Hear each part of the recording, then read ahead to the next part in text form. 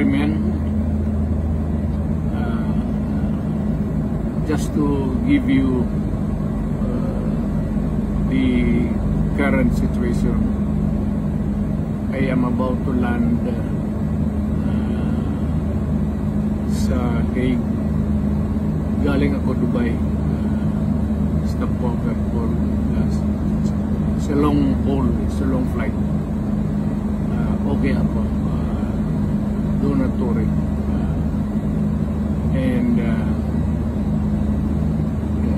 I think this is something to do with the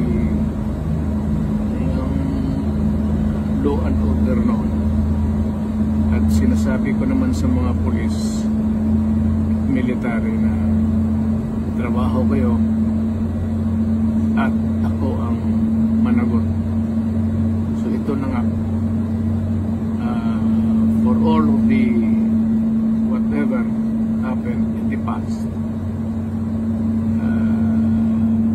ako na yung nag-front sa ating law enforcement at military.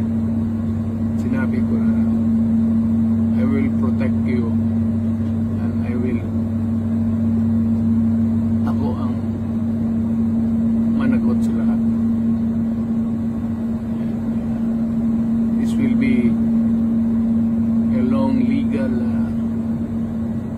proceedings, but I say to you,